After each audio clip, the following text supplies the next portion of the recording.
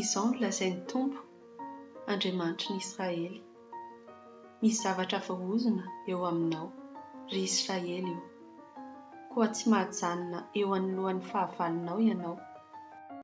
Mandra-panesotrareo ny zavatra voahozona, tsy ho eo aminareo intsony.